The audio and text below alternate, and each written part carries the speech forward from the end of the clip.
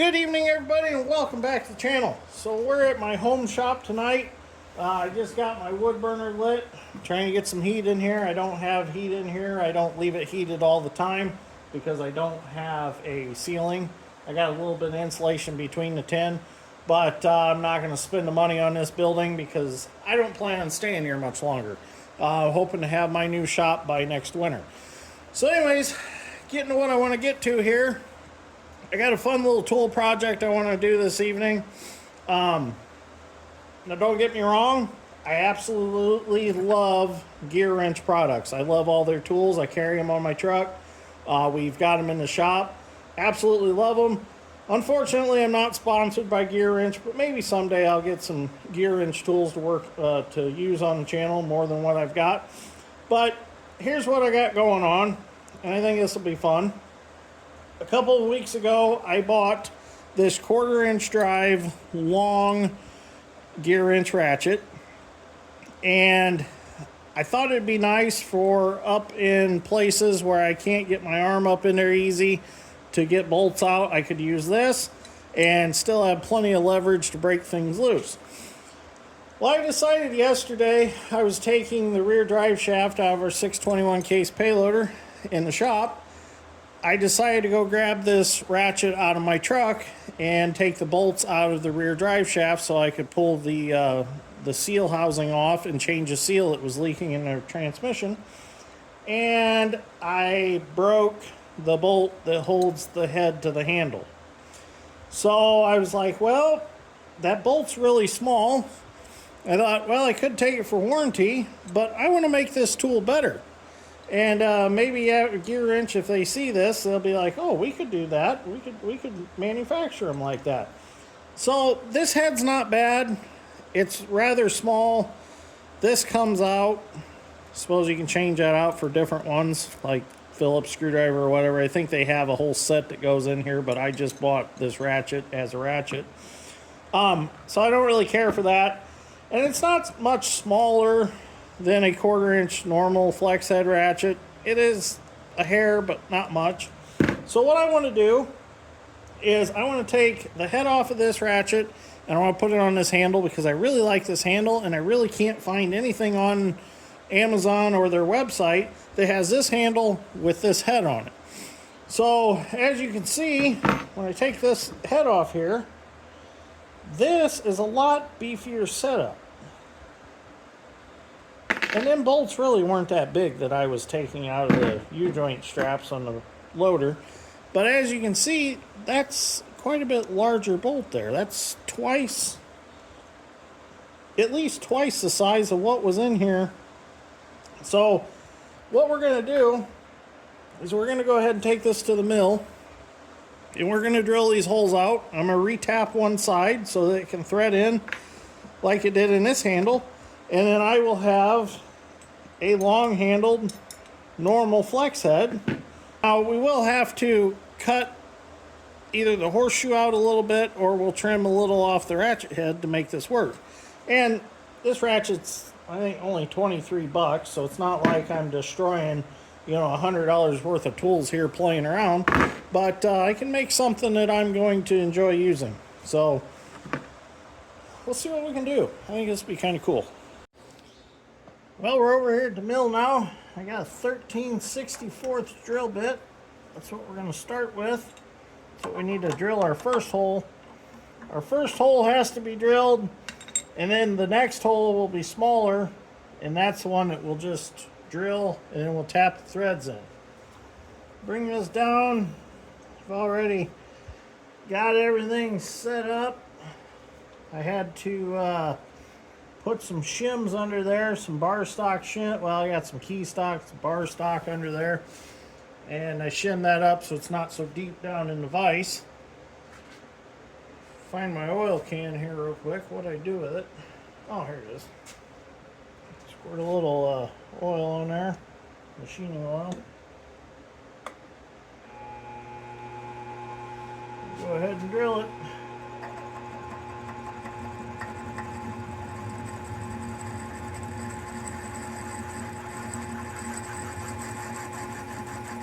Nice and slow.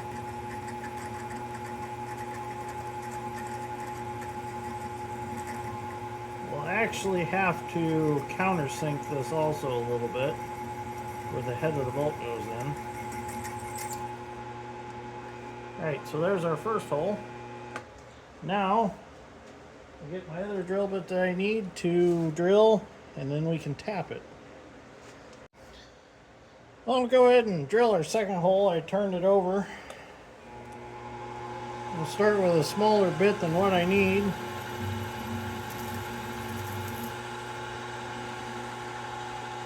Okay. Now I'm going to jump up to a 5/32.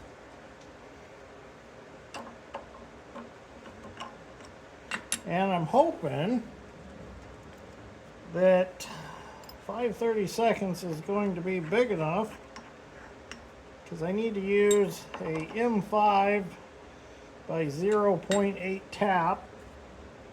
That's the closest thing that I've found that matches up to the bolt that came out of the other ratchet head.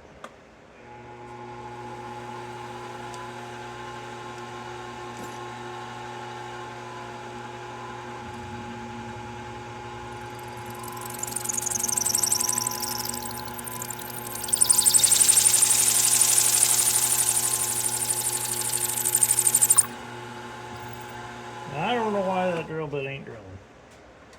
That's strange. Let's see if I can find a better bit.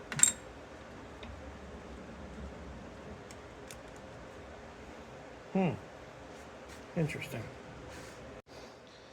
Well, I'm just going to use the bit that I used for the other hole and just see what happens.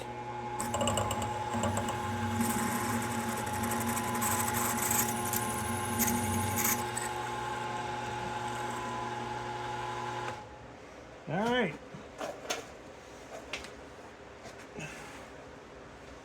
There's a sharp bit.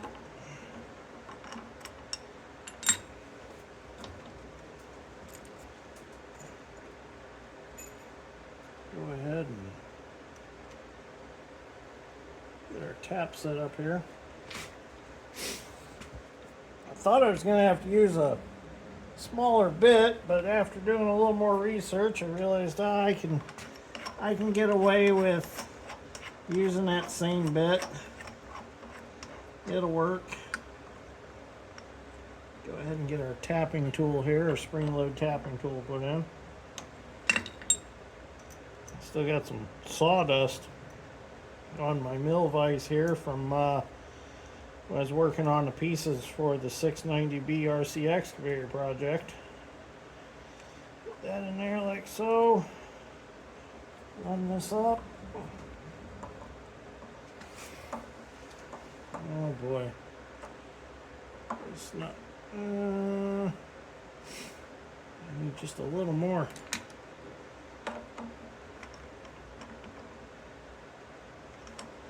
That might get us.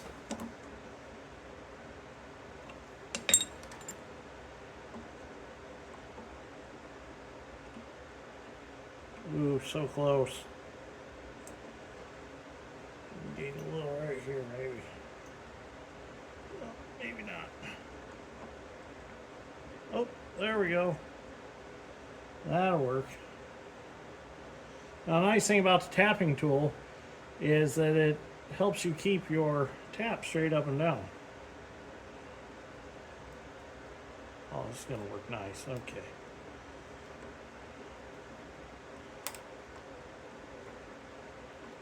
Put a little more oil on that tap.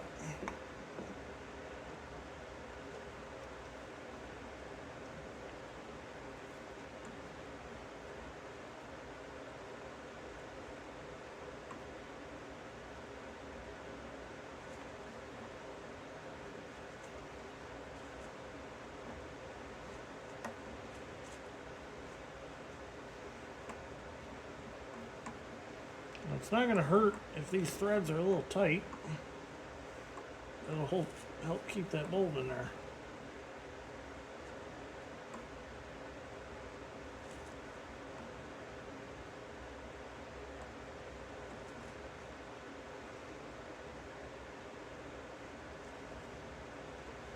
I think we got it.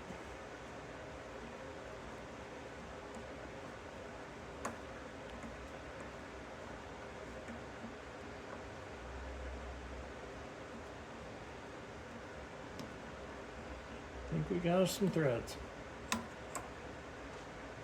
We'll have to see what happens. Oh, I still need to put that, need to drill that other side a little bit so that bolt will fit down in there. Well, we'll do a little bit of a countersink here. That'll make a spot for that bolt to go in.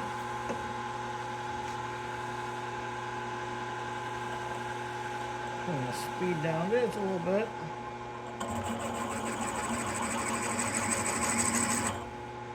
Now we're not going to go much.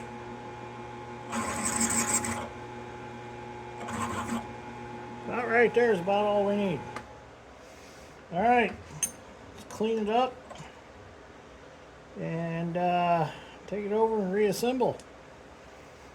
Looks pretty good so far. Okay, turned out pretty nice, I think. And by no means am I a professional machinist. I just know enough to get myself by and get myself in trouble. So I'm sure there's probably somebody yelling right now at the screen saying, "Oh, you did that wrong." Well, I'm playing, okay? I'm having a little bit of fun after work. Definitely not going to quit my day job of running heavy equipment to be a machinist, I don't think. Well, I don't know. Who knows? Who knows what might come along? So far, everything's going back together. Feels like we got some really good threads there. Looks nice. Uh-oh. So far, it looks pretty nice, but I think we got an issue here. It doesn't want to flex. I'm thinking that we might have an issue here.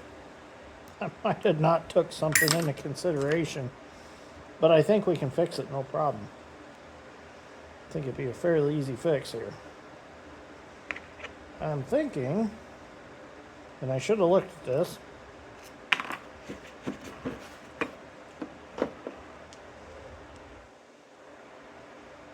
Oh yeah. This bottom is bigger than this bottom. Yep.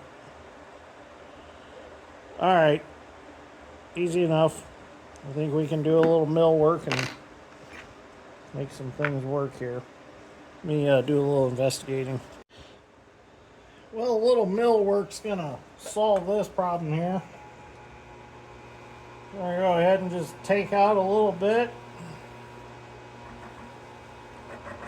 right across the bottom here.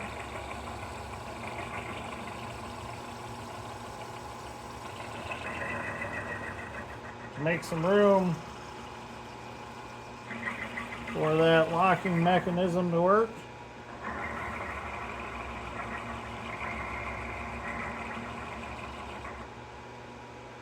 We don't want to take a whole lot out.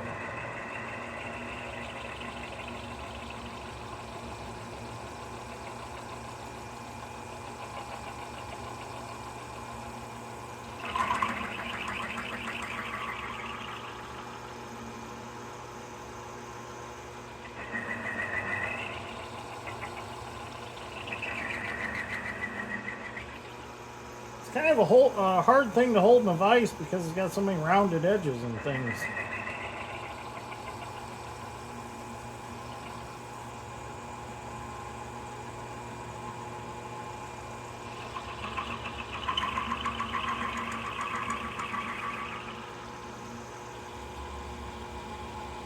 Try that and see what we got.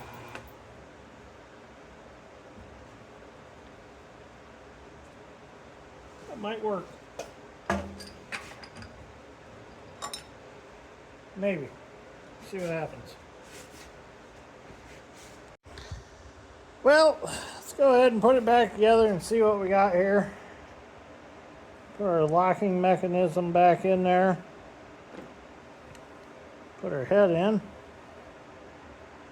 I did take a file and I cleaned things up a little bit to make it move a little easier.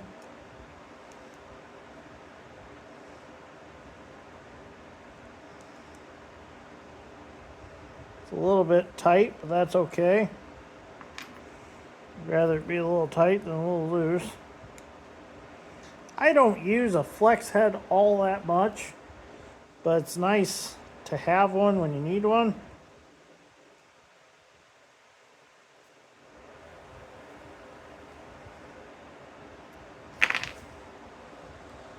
That worked out nice. That screw's nice and flush. Let's zoom out. Looks pretty good, really.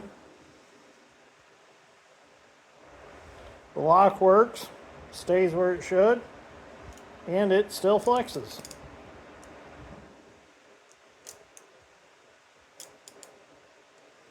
Made me a nice, handy ratchet here. I like it. I really do. I think it turned out pretty nice. I got a little out of hand when I was milling on there and got a little too far in, but that's okay. No big deal.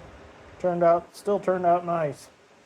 Another thing I didn't take into consideration is this handle is a little bit thicker. So I went to put this lock in there that came out of this other ratchet, and it was loose back and forth, and it allowed the head to flop some when it was locked in. So that wasn't going to work out very well. I think it turned out real nice.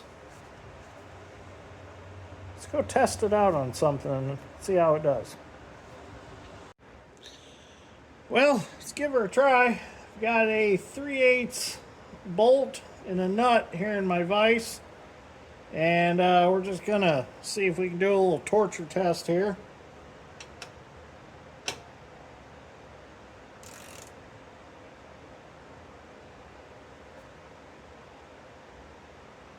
I'm pulling pretty hard. I'm leaning back, pulling on it, and it's holding in there. It's flexing the vise there on the bench.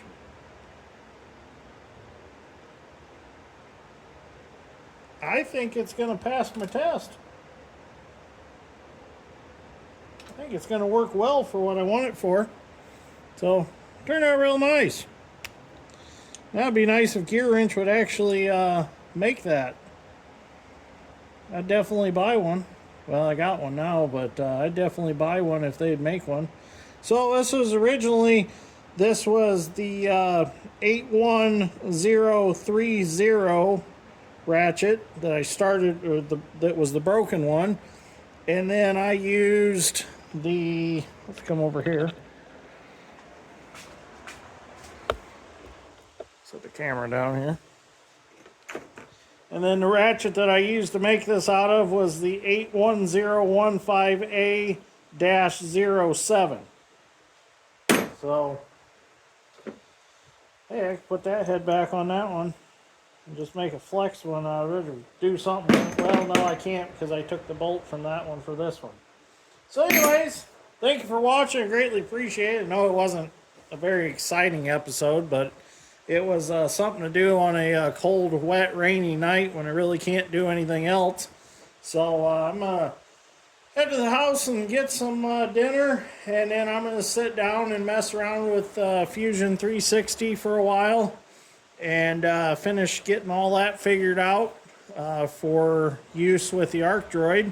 I'm learning quite a bit on how to design my own designs and then put them in the G-code to put them on the Arc Droid. So hopefully we'll be doing some stuff with the Arc Droid here pretty soon and getting rolling on the John Deere 690B RC excavator project. And I got some other things I want to get going on. Just the big shop's been full with so much other equipment that we got to work on for the cause, that I haven't been able to work on some other projects I wanted to work on in there.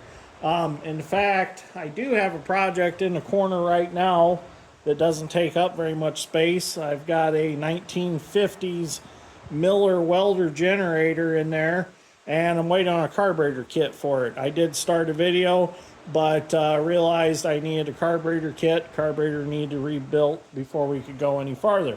So that's a video that's coming up. I want to see if it's going to weld and run and be able to use it. I just thought it was really cool that it's from the 50s. Not many of those welder generators have survived, especially the smaller ones like it. So I thought it was something cool to bring to the channel. So anyways, like I said, thank you for watching. Greatly appreciate it. See you all in the next one. And sorry if this video wasn't very entertaining, but like I said, it was something fun to do, and maybe somebody got something useful from it. I mean, I got me a useful ratchet from it. So, could have been done a little better, maybe.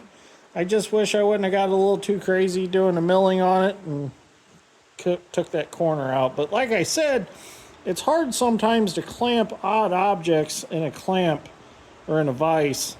So maybe I'll make another one, but this one will work.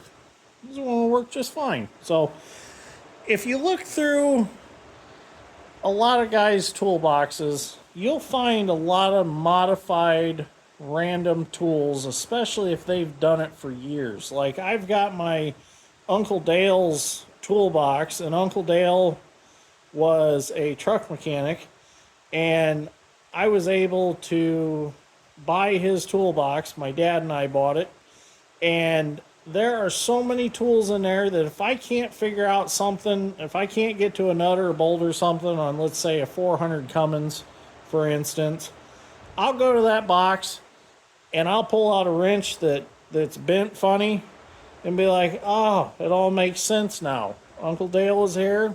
He made a wrench to work on it. And it's just cool because of the archives of tools that are in that box from his years of working on big trucks, that if there's something that you can't figure out how to get off, I guarantee you there's a wrench in that box that has been made to do it. So somebody's going to come to my toolbox one day and be like, I wonder what he made that for. Well, I made it because I can use it. There's a lot of tools that I've made in my lifetime, the short time that I've been around. So don't be surprised if you ever go through my toolbox and find something odd, because it's in there. So anyways, thank you for watching.